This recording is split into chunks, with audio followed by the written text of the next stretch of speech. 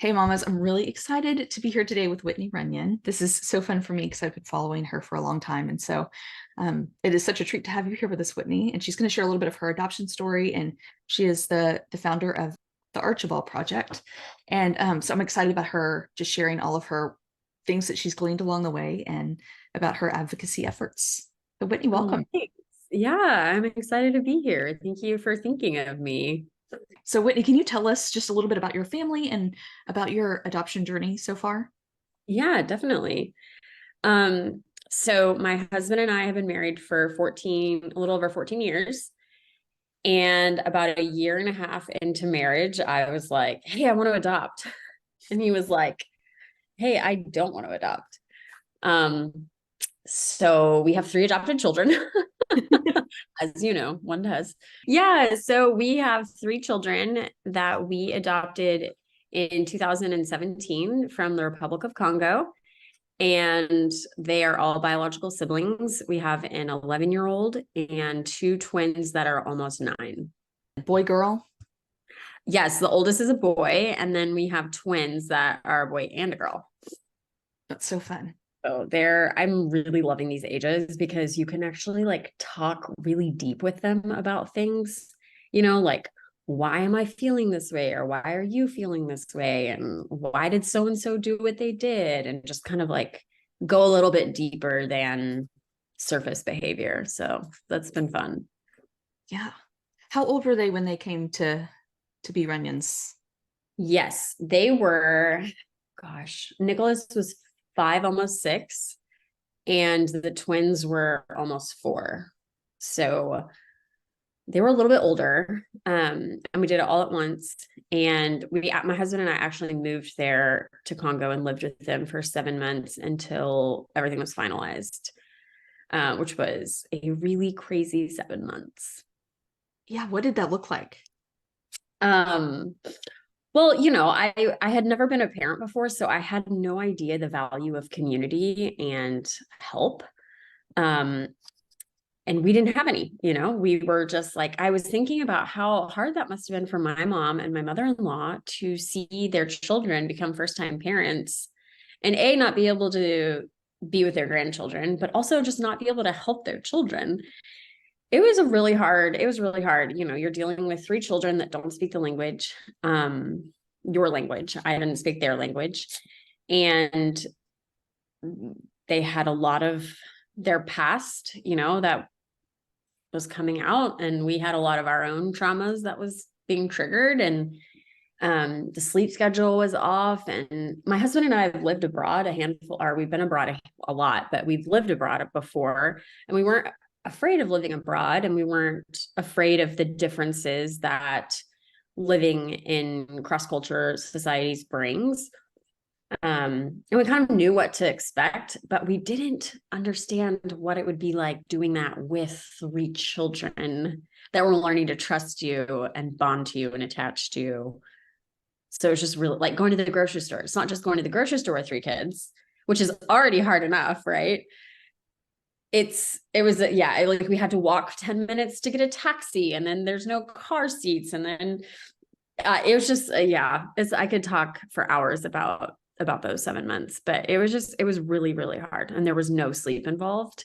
Oh, Finally, we did get some respite with a nanny, and she came once a week and babysat at night, and so we could go on a date night. But other than that, and then my parents did come over for a little bit. But it was a dark season for all of us. did you live in an apartment and they came and lived with you? Yes. So we had legal custody. It was just a few things we were waiting on from the American embassy.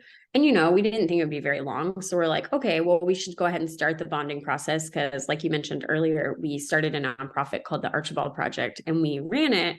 So we were like, oh, we can just work from anywhere because it's ours. Um, so we moved to the Congo in May thinking we'll be home and soon. And we were. I mean, 7 months really in the big scheme of life isn't that long. So Yeah, but if it could feel like forever when you're dealing with all of those layers. yeah, there were a lot of layers. That's a good way to put it. I didn't know. I thought that the nonprofit came after adoption. So No.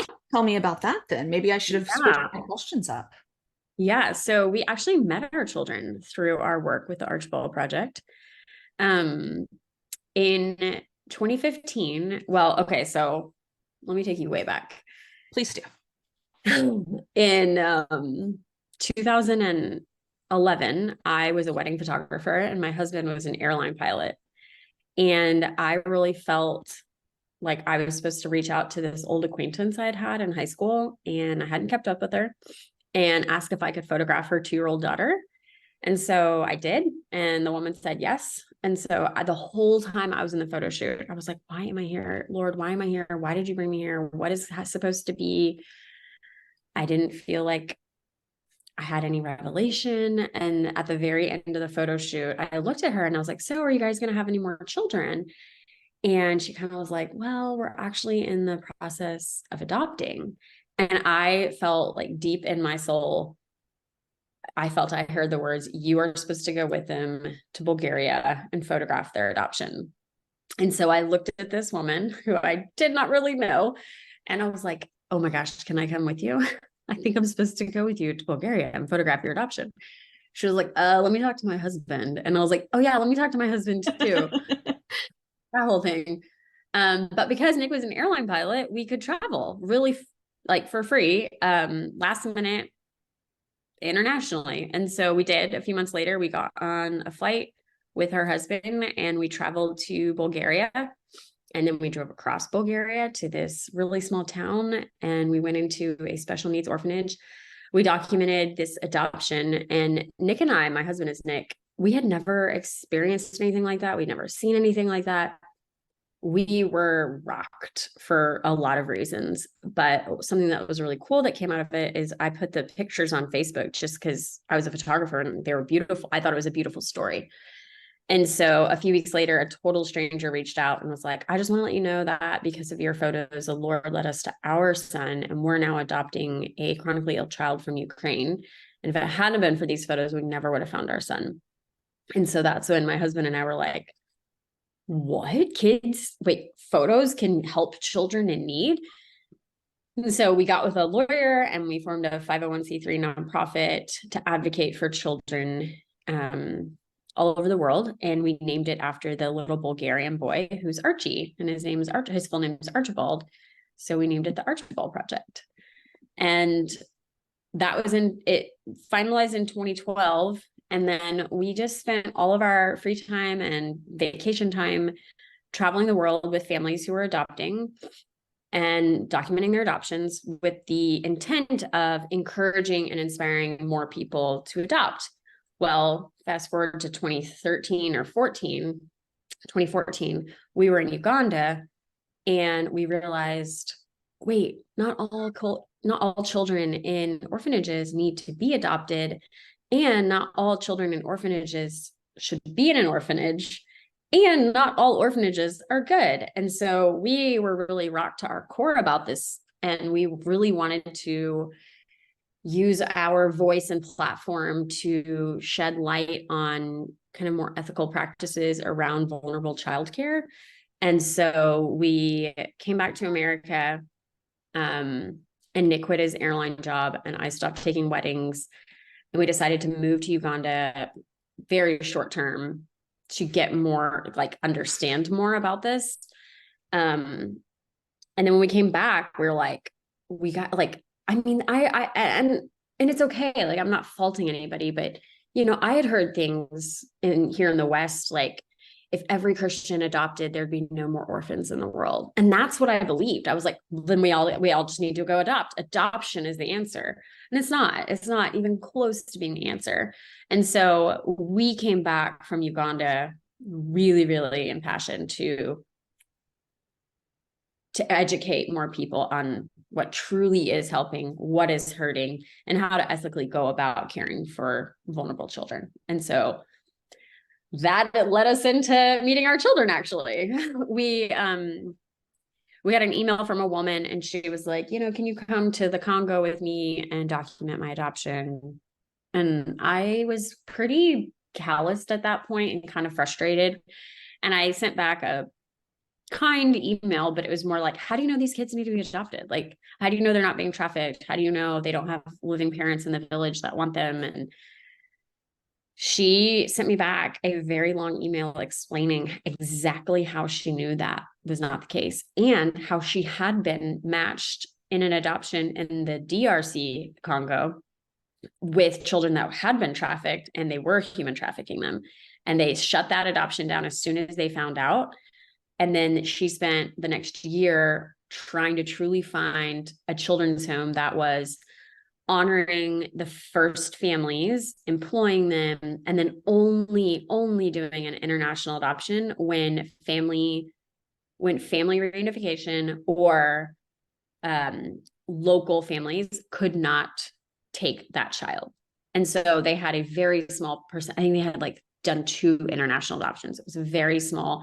What they really focused on was supporting women so that they could get their kids out of the orphanage and be a family in the Congo, in the Republic of Congo. And so we fell in love with that mission. We're like, yeah, we'll come. This is great. And we'll do a whole story over the baby's home there. And when we were there, we met 3 children. And we were like, oh my gosh, they're so great. But we weren't thinking about adoption at that time. We came home from that trip, kept doing our thing. And then 2 years later, yeah, we had stayed in contact with them. The end. So it's been a crazy journey. And since we've been home the past 5 years, things have looked a lot different for my role with the Archibald Project and Nick's role. But we're really passionate about children having a safe adult, because the statistics prove that, just one safe adult can truly change the trajectory of a child's life. And so we are still using our platforms, videos, speaking engagements, podcasts, Instagram, to really advocate for people to just care and get involved with children. Yeah. I love that.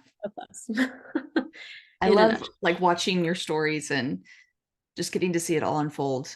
It's beautiful. Thanks. It's been a journey. I mean, absolutely. So we're passionate about ethical adoption. Like, I Yes. don't think that I mean, even going through adoption classes and before we adopted and wanting to adopt from Africa, and maybe I was told this, and just because that's not the road because we did not take that road, I don't know if it got flushed out of my mind somehow, right? But Sure. how do families know? Like, I make up that most families who want to adopt don't want to be trafficking humans, right? Like, that's not their Right. goal. No, yeah. So how do they even begin to like vet that process? Yeah. So there's a lot of different ways. I don't feel completely comfortable saying these are the exact steps, but I can tell people red flags. So a big red flag is when you are matched with a child. If you ask for like paper finances to try to follow where's the orphanage spending their money? And where is my money going when I give the adoption agency money? And if they don't want to disclose that, big red flag. You can always fake that too. So that's not, you don't just end there. If they're like, oh, here's our finances, great. That's a good thing.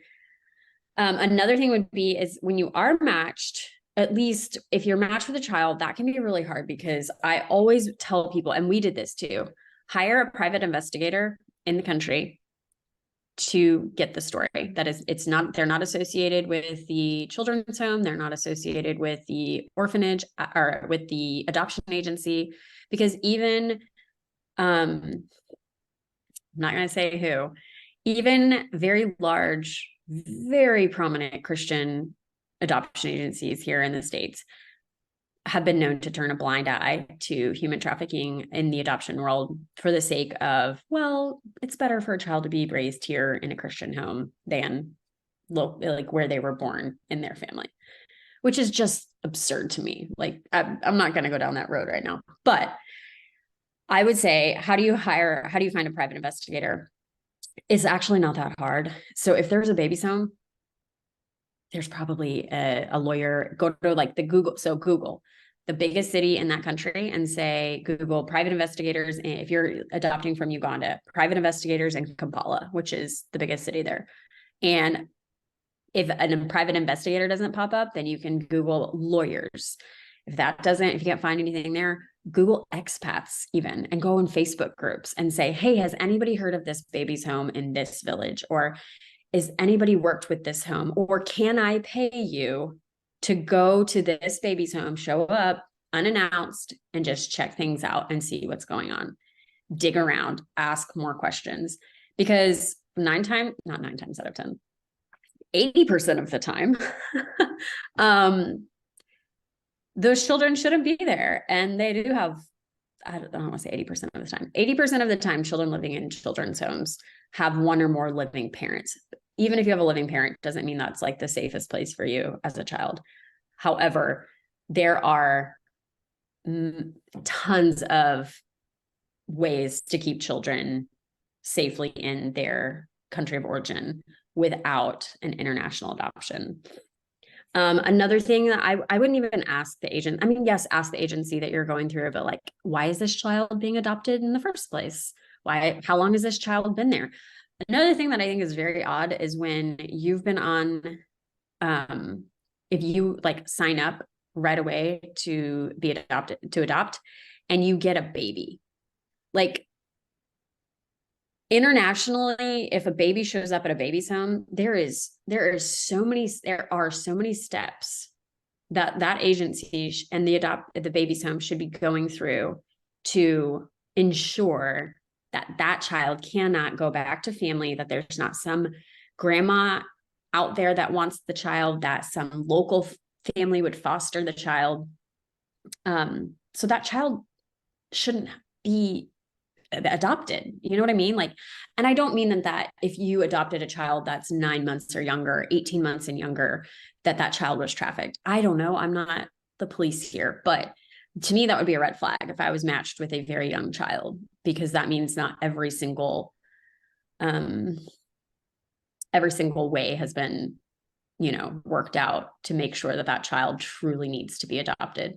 And my biggest thing too is, man, I don't want my kids to be 15, 18, 30 and look at me and be like, Mom, why did you adopt me? And me be like, oh, I really wanted a baby, or I really wanted a kid. Like, that makes it about me, right? And so just being able to look my children in the eyes and say, I did everything I could in my power to ensure that international adoption was the last option for you, because I mourn that you can't be with your biological family. I mourn that you couldn't have stayed in your country of origin. I mourn that with you. Let's grieve together, rather than just being like, well, I really wanted a cute little kid and this was an easy fix or something. I mean, sorry. I feel sometimes I can get to be a really big Debbie Downer in this space. I feel that way about the foster care system. So I feel you. I feel you. I'm like, I don't know if you really want me to talk to them about foster care, because I might not have some kind of thing to say. I get it. Yeah, but I mean, here's the thing is I never want to demonize anybody. Like if somebody has already gone down this road, you don't know what you don't know. But once you know. And so if somebody's listening to this right now and they're like, oh my gosh, wait, I adopted a 9-month-old baby. How do I know that child was trafficked? I didn't ask any of these questions. What do I do? That's okay. Like, don't beat yourself up, but maybe there are some things you could do. I mean, I have heard of people going back and trying to find actual records and hiring private investigators after the child has come home with them, and then maintaining a healthy, safe relationship with family that they found that were told they were dead. So there's definitely things that you can do, and that I don't want to start giving advice. I'll be quiet. No, that was perfect. People are curious, right? They want to know. Yeah, so I definitely. appreciate you sharing that. I'm curious about in the United States. Is this also a problem in the United States? It is. Yeah. There's a lot of coercion that can happen with birth moms. There's not enough counsel that goes on with a pregnant woman to really set them up to be separated from their child when they choose to place. And then there's not enough care afterwards for the birth mom in a lot of situations. I'm not going to say it doesn't exist out there. There are some amazing, amazing adoption agencies that we've interviewed on our podcast that they are birth mom first. So they only work with women who they've tried and counseled and like are really trying to help get them to parent. And then if they decide, you know, I've gone through all this counseling, I cannot parent, then they will find a family for that child. But they're not out there. They don't have a big long list of adoptive parents. And then it's just like, oh, a baby for any family. And I don't mean that. That is a very probably bad way to say it, but yes, it does happen in the States. It doesn't always happen, but it does happen. Okay. And you see that as more like less human trafficking and more like no counsel or little counsel with mom. Yeah. That, and I mean, I have heard cases where there is some, how do I say this? I have heard of some cases, I would say this is the very rare, where women have been pursued by an adoption agency or an hopeful adoptive family for that baby in the womb.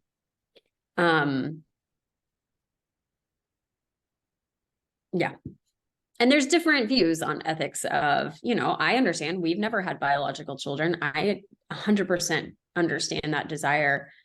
But you can't put your own desires in front of somebody else, like a birth mom or a child who should not have an adult's desires placed on them. Does that make sense? Like, Yeah. I should never put my desire for a child onto a child who already has parents, because I am not, I do not have a right to that child. I'm not their family, biological family, you know? And for me to try to put my will on that child or that biological family is not okay in my book. So I don't remember your question now because I got off on a tangent. That was more like, I was asking about like the human trafficking side versus the lack of support and education for the birth mom. But you know, I mean, here's the thing is adoptive parents have gotten a bad rap. There are a lot of bad people in the world, for sure. I believe there are so many amazing, wonderful people who truly want to do the right thing, and they are adopting because they want to adopt, because they want to help, because they want a child. And those things in and of themselves is not bad. It's when that becomes the main focus and the driving thing that they neglect any other ethical option out there, and they put this higher. Does that make sense? Yes, okay. Absolutely. So I feel like people are gonna be like, wow, this is a heavy interview. Let's lighten it up. Okay. Give me a second. All my questions are really serious. So can I tell you that in 1990 something, I don't know how old I was. It's like 12 years old. And I read a story about the civil war going on in the Congo. And that article is what like put adoption on my heart. Aww. And so I feel like I just have this really special place in my heart for the Congo. So I love that y'all adopted from there. That's really sweet. Yeah. It's a cool history and beautiful people, beautiful groups of people. And yeah, it's a really cool history. So what are you guys doing now if you're no longer traveling the world taking photos of adoptions? Yeah, so we stopped the adoption thing. We didn't stop it. That's not true. That just wasn't our focus when we got back from Uganda. We started and how do I even say it? I forgot because it was so long ago that we did it. I forgot my elevator pitch for it, but basically a travel show based on international orphan care and ethical practices around that. So we went to 6 different countries and we found a local person. We did research, beforehand, but we would highlight what the problem was in that country, why there were orphans to begin with, what even an orphan was, and then what the country was doing in response to their orphan crisis. And also, I should probably say the word orphan can even offend people. So I apologize if I am overgeneralizing vulnerable children when I use the word orphan. That is not my intent. But we did this travel show and I loved it. We ended up in a few meetings with some different production companies in California because there were some networks that were interested in picking it up for like a streaming platform.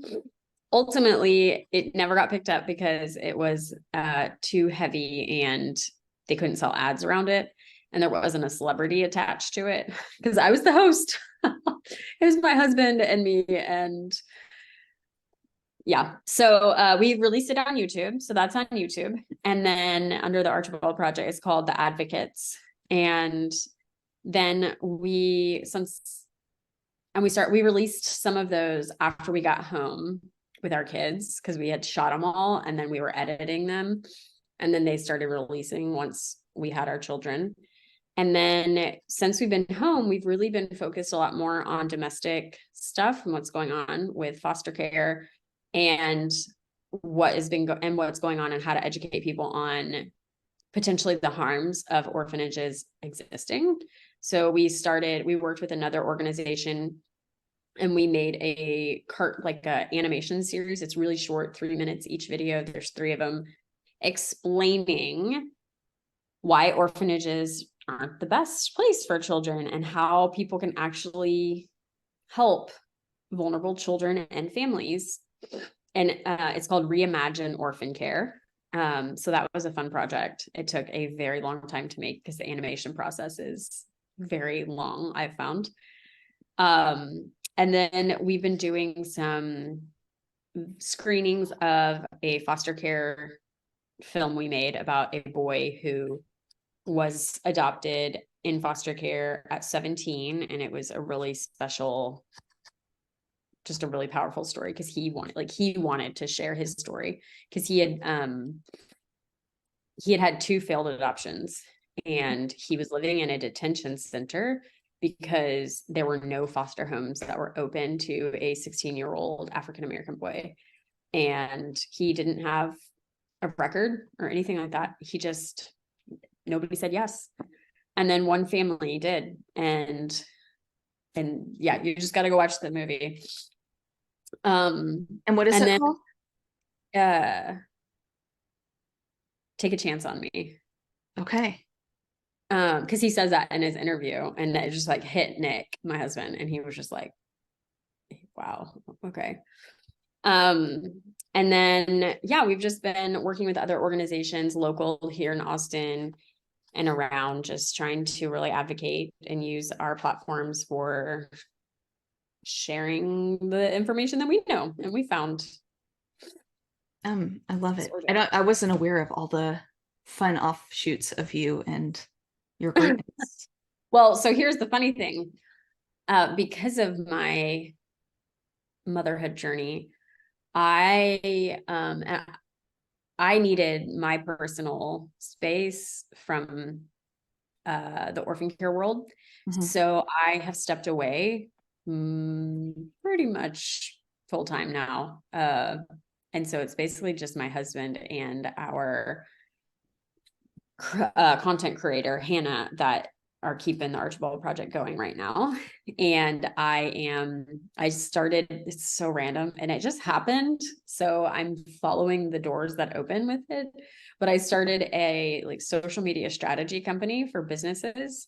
And I'm really busy with it and I'm loving it because I'm still getting to do photography and I'm creative and I'm helping businesses grow. And, Nick, so that kind of happened in this past January. And about a month out, Nick was like, "You're a different person." And I was like, "Yeah, because I'm not constantly hearing heavy, tragic stories Yeah. at work and then coming home to a house that is very heavy." Because we've been a family for 5 years, but there's still lots of things that are happening in our house with our children in their past.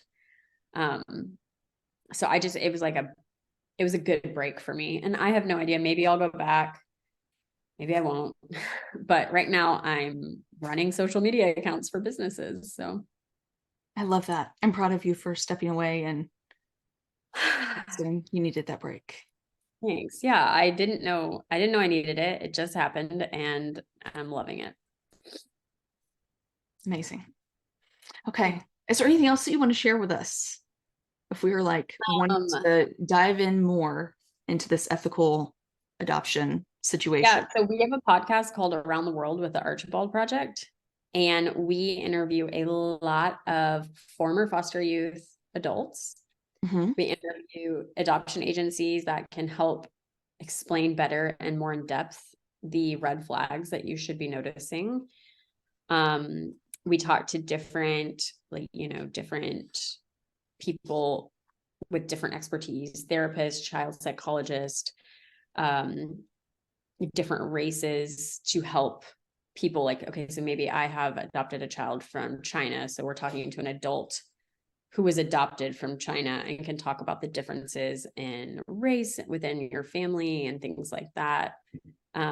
So our podcast is a great resource for for adoptive and foster families and people who just want to get involved somehow.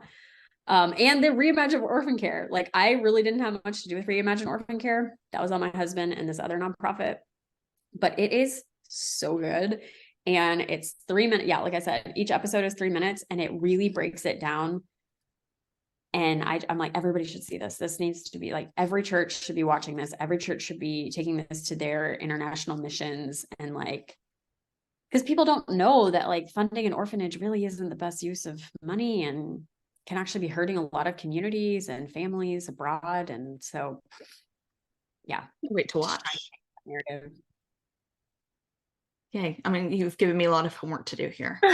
Go watch all these things, Sorry. listen to your podcast. No, don't be sorry. I love it. I'm encouraged by you guys, encouraged by the work you've done. So thank you. Thank you. This is really kind of you to think of me and to reach out. Well, you're so welcome. Thank you for coming on. Absolutely. My pleasure.